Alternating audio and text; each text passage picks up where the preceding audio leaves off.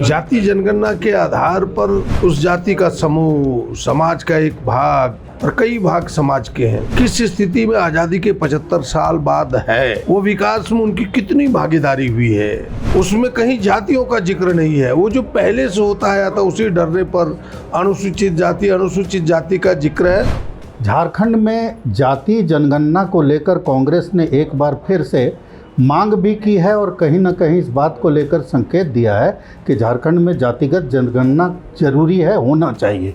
हमारे साथ प्रदीप यादव जी हैं, कांग्रेस विधायक दल के नेता। प्रदीप जी, जाति जनगणना क्यों? जनगणना तो हो ही रही है। क्योंकि जाति जनगणना केवल काउंटिंग नहीं है।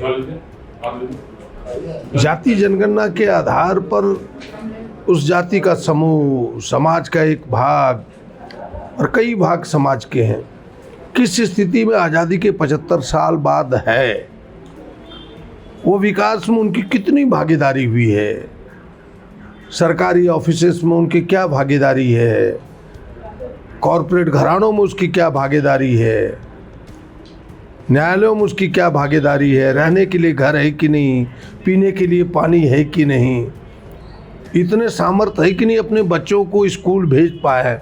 तो ये सारी चीज़ें उस जाति, उस समूह के सामने आएगा। फिर उसको मापदंड बना के हम विकास का अगर आगे मॉडल तय करते हैं तो फिर विकास में सबकी भागीदारी दे पाएगी। वरना वही होगा कि 2% लोगों के हाथ में देश के 90% संपत्ति अर्जित हो जाएगी।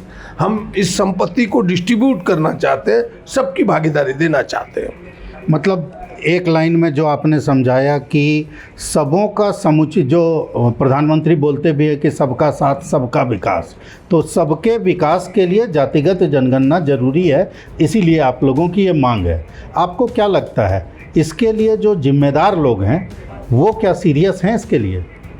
नहीं, इसी प्रश्न को तो हमने उठाया आज है प्रेस कॉन्फ्रेंस में कि अगर वो सीरियस होते तो पहले तो वो जाति जनगणना कराना नहीं चाहते थे। हमारे राहुल जी ने जब यह अभियान छेड़ा, जब उन पर दबाव बना तो उन्होंने अपनी स्वीकृति दी, सहमति दी।